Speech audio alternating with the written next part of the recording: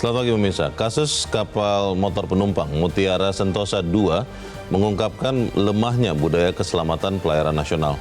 Rentetan kecelakaan kapal serta tingginya jumlah korban sepanjang tahun 2026 menunjukkan bahwa persoalan ini bukan sekedar kelalaian individu, melainkan kegagalan sistem pengawasan yang harus segera dibenahi.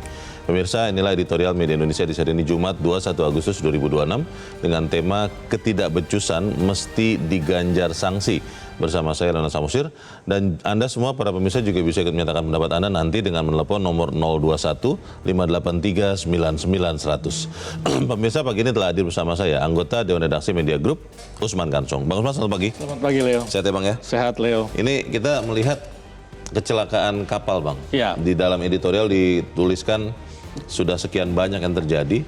Pertanyaannya Bang, ketika editorial mengatakan ketidakbecusan mesti digajar sanksi, Ya. ini artinya apa Bang? Iya, nomor satu ini menunjukkan bahwa kita ini masih memunggungi laut.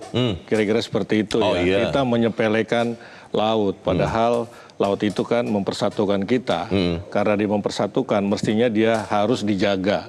Termasuk dalam konteks keselamatan penumpang kapal-kapal laut. Ya. Yang kedua, saya kira karena kita memunggungi laut, maka kita melakukan ya secara diam-diam, secara tidak sadar ataupun sadar, menormalisasi berbagai kasus kecelakaan. Biasa itu, begitu. Akhirnya malah membiasakan. Akhirnya jadi dinormalkan itu.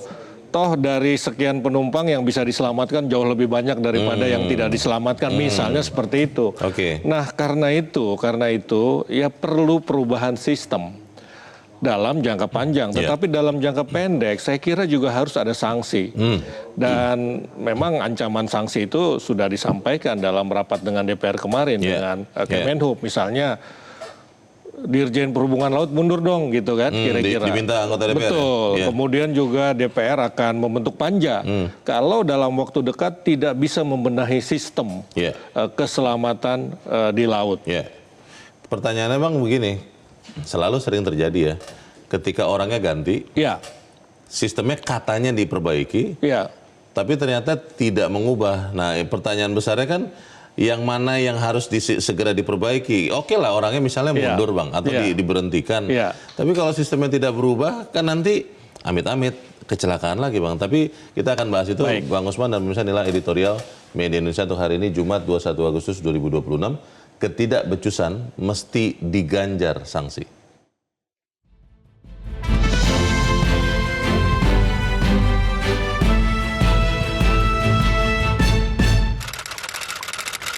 Ketidakbecusan mesti diganjar sanksi.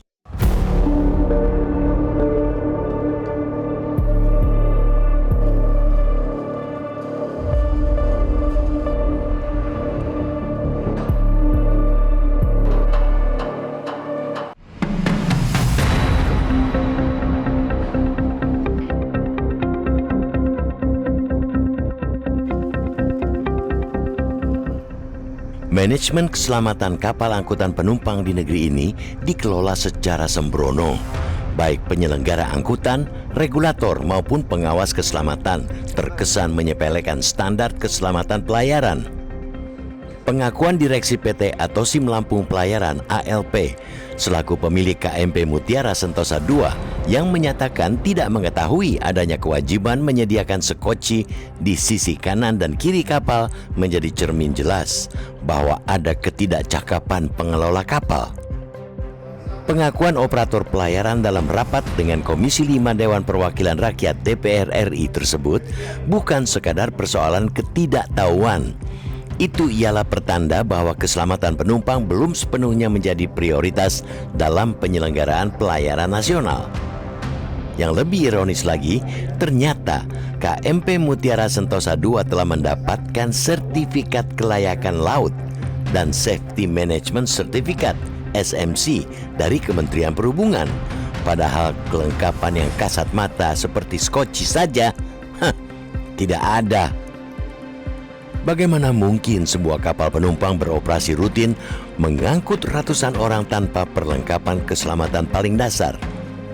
Tanpa ada satupun proses rem check atau sertifikasi ulang oleh pejabat pemeriksa keselamatan kapal? Pejabat di sektor ini mestinya tidak hanya memeriksa alat keselamatan kapal, tetapi juga menguji apakah seluruh elemen kapal berfungsi dengan baik atau tidak.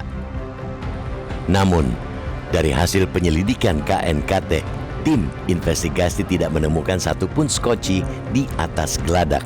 Yang tersedia hanya 11 unit pelampung penolong serta ratusan jaket keselamatan. Kondisi itu bukan sekadar kelalaian satu perusahaan, melainkan cermin dari sistem pengawasan pelayaran nasional yang keropos dari hulu ke hilir. Dalih keterbatasan anggaran untuk rem cek tidak bisa dijadikan tameng, sebab yang dipertaruhkan bukan efisiensi birokrasi, melainkan nyawa ratusan penumpang dalam setiap pelayaran. Berdasarkan data dari Direktorat Jenderal Perhubungan Laut Kementerian Perhubungan, jumlah pejabat pemeriksa keselamatan kapal atau Marine Inspector di Indonesia saat ini sebanyak 1.084 orang yang bertugas di berbagai wilayah perairan. Rapat Komisi 5 DPR itu juga mengungkap bahwa Mutiara Sentosa II bukan satu-satunya kasus yang sedang disorot. Fakta bahwa dalam 7 bulan terakhir sedikitnya 4 kecelakaan kapal terjadi secara beruntun mestinya menjadi alarm keras bahwa sistem keselamatan pelayaran nasional masih menyimpan begitu banyak celah yang belum juga diperbaiki. Yang lebih mengejutkan yakni data Badan SAR Nasional Basarnas menunjukkan bahwa sejak Januari 2026 tercatat ada 601 kecelakaan kapal dengan jumlah korban berdampak mencapai 3.607 orang. Sebanyak 239 orang meninggal dunia dan 203 hilang. Rangkaian insiden ini semestinya membuka mata bahwa persoalan bukan pada satu operator nakal, melainkan pada budaya kepatuhan keselamatan yang lemah di hampir seluruh rantai industri pelayaran domestik, mulai dari pemilik kapal, otoritas pelabuhan, hingga lembaga yang menerbitkan sertifikasi kelayakan. Jika negara tidak segera menutup celah pengawasan ini, tragedi seperti Mutiara Sentosa II hanya akan menjadi pengulangan dari kelalaian yang sama dengan korban jiwa yang terus bertambah setiap kali laut menuntut nyawa yang semestinya bisa diselamatkan. Negara harus memastikan keselamatan menjadi syarat utama dan pertama sebelum kapal membawa manusia ke tengah laut. Untuk itulah, ketidakbecusan dalam tata kelola keselamatan pelayaran ini mesti dikoreksi dan dievaluasi. Bahkan, jangan takut untuk menjatuhkan sanksi.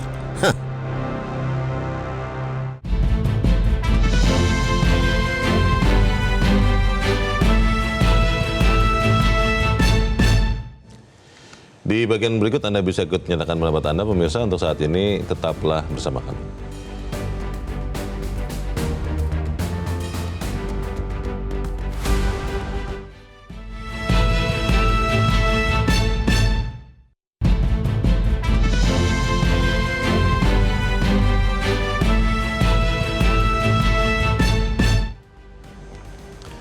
Terima kasih Anda masih bersama kami dan sekarang kita akan mendengarkan dulu Bang Usman pendapat dari pemirsa Metro TV. Kali ini ada dari Jambi, ada Pak Ramadan. Pak Ramadan, selamat pagi. Pagi Pak Leo, Pak Usman. Selamat pagi Pak Ramadan. Silakan Pak, pendapat Anda Pak. Perhubungan ini jadi harapan orang semua. Tapi yang terjadi adalah Pak Leo, saya 20 tahun di Batanghari, hilir mudik di Batanghari itu. Iya. Nah, perangkat yang mengawasi Dinas Perhubungan ini adalah DPR.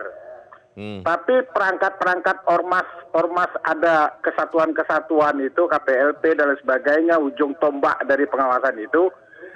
Kalau saya memperhatikan bekerjanya ini tanpa ilmu. Ada orang yang tidak mampu untuk mengawasi itu. Jadi perlu rombak total Pak Usman. Orang yang bekerja di situ punya kemampuan atau tidak di kapal dan lain sebagainya. Kemudian tingkat pengawasan kita ini sangat lemah. Kapankah kita mendapatkan pengawasan dari bukan institusi pemerintah, tapi dari DPR dan lain sebagainya, pengawasan itu betul-betul muncul, Pak Leo.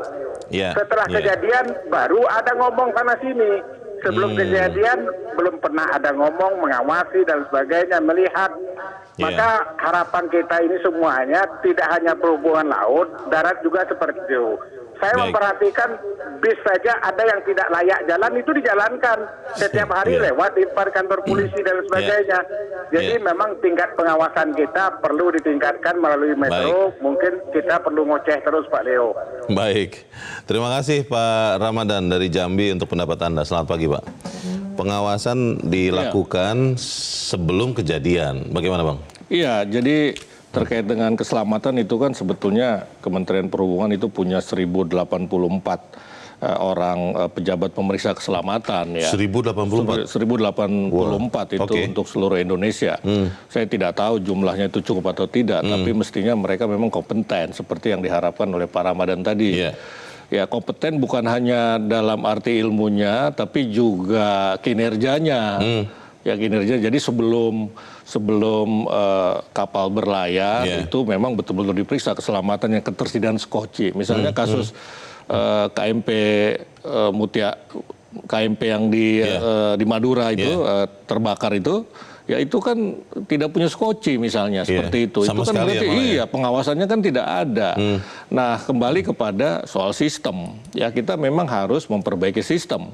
Kalaupun orangnya ganti, kalau sistemnya itu bagus ya tidak terlalu masalah kan begitu. Kita ini kan harus membangun sebuah sistem, bahkan ekosistem. Ya, lebih dari sistem adalah ekosistem.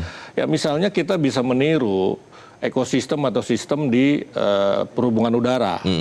Ya, itu kan yang namanya manifest, itu tidak pernah, jarang sekali terjadi, bahkan sekarang tidak pernah terjadi, ada perbedaan. Akurat ya? Akurat dia, ya karena memang didata secara digital misalnya seperti itu ya. Orang harus scan barcode, dicatat, KTP-nya dilihat, bahkan begitu. Nah, itu yang mestinya dibangun, sehingga perbedaan manifest dengan kenyataan itu tidak terjadi. Kasus KMP Putri Yasmin misalnya, ya itu kan yang tercatat 117, tapi begitu dilakukan penyelamatan ada 173 penumpang yang diselamatkan. Ini kan ada perbedaan. Ya itu saja dari manifest saja itu, ya kita sebetulnya bisa meniru sistem yang sudah bagus di perhubungan udara begitu. Nah, soalnya kan begini Bang, kalau kita bicara misalnya membandingkan udara dan laut. Titiknya itu kan jauh lebih banyak laut ini. Betul. Nah, kemudian orang kalau di pelabuhan yang saya lihat, itu masih relatif lebih longgar Bang ketimbang di airport. Nah, itu bagaimana Bang? Ya itu tadi, sistem tadi itu ya. Dulu kereta api bisa. Oh iya, berubah ya? Berubah. Itu lebih parah dari pelabuhan, saya kira tingkat pengamanannya ya. Dulu ya, ya pedagang bisa masuk, tapi sekarang kan tidak. Karena sistemnya berubah. Digital semua, elektronik. Dan ternyata bisa? Bisa. Jadi di laut pun bisa sebetulnya. Di pelabuhan tuh bisa. Tinggal kita mau tidak membenahinya begitu. Kembali ke soal tuntutan wakil rakyat itu Bang. Kalau memang nggak bisa ditertibkan, pejabat berwenang, Dirjen Perhubungan Laut ya, mundurlah begitu. Tapi kalau misalnya tidak mundur, itu bagaimana? Ya kalau kita lihat ya memang tidak mundur itu ya. Ya itu kan semacam warning, saya kira dari DPR. Desakan ya? Iya, agar serius membenahi. Ya itu semacam warning, ancaman bisalah disebut. Sama juga DPR ketika mengancam, kami akan bikin panja. Kalau dalam waktu dekat tidak dibenahi sistem keselamatan di laut misalnya. Ya itu saya kira, dan kita juga tahulah tradisi mundur di tempat kita itu jarang sekali. Kalau di luar negeri itu kecelakaan di perairan Madura kemarin itu sudah bikin orang mundur. Bukan cuma dirjennya, menterinya pun mundur. Gitu ya. Bang, tapi pertanyaannya kembali lagi. Ketika kita ingin ada perbaikan, kita fokus di laut ya Bang, transportasi laut. Informasinya mengatakan bahwa yang nakal ini banyak di pelabuhan Bang. Ada oknum-oknum syah bandar yang nakal dan konon katanya itu bisa melawan atasannya gitu. Itu bagaimana Bang? Ya itu dia, karena sistemnya tidak ada, ya sistem tidak ada. Sistem itu bagian dari struktur, ya struktur itu akan membentuk kultur. Jadi yang namanya kalau sistemnya bagus, strukturnya bagus, kultur tadi itu Syah Bandar raja-raja kecil di pelabuhan itu tidak akan terjadi begitu loh. Jadi sama juga di kereta dulu kan seperti itu, dibenahi oleh Pak Jonan begitu. Jadilah itu. Dulu mungkin kepala stasiun atau polisi kereta ya, itu kan bisa saja orang masuk bayar sama dia zaman dulu ya, begitu kan? Ya itu kan karena strukturnya, sistemnya dibenahi, ekosistem dibenahi, tidak terjadi lagi. Dalam waktu dekat yang kita harapkan quick win seperti apa kita bahas di bagian berikut. Bang Usman, pemirsa tetap bersama kami, Editorial Media Indonesia segera kembali.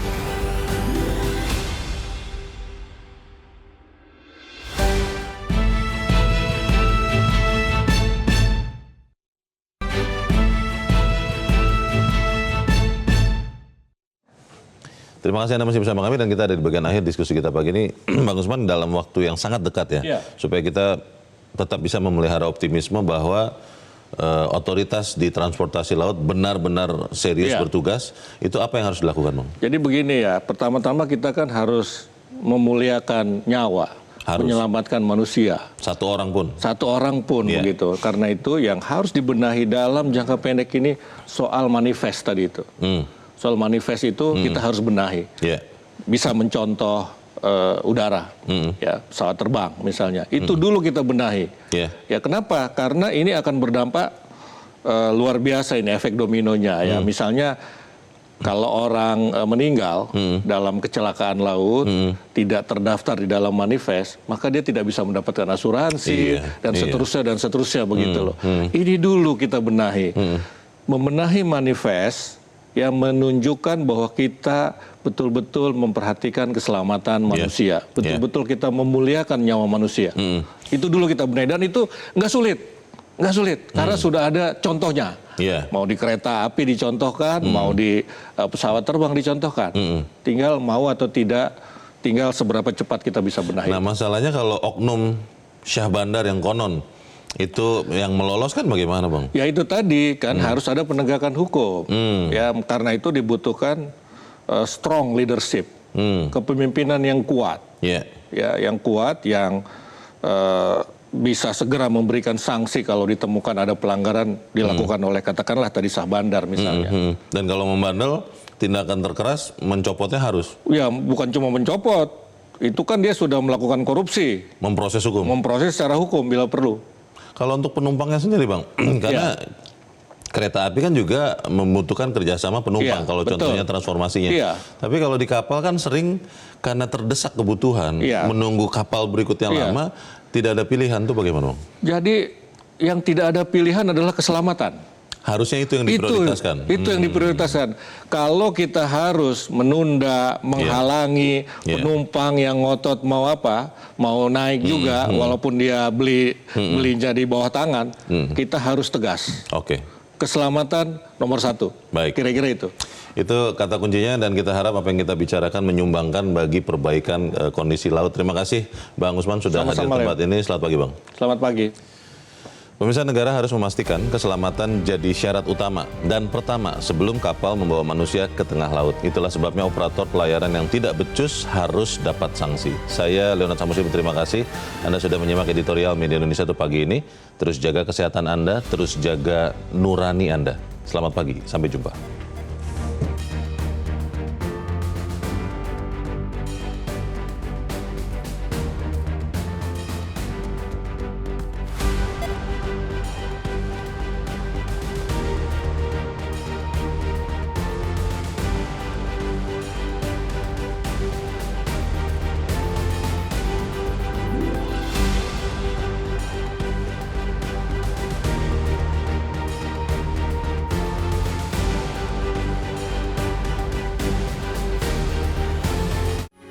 Metro TV.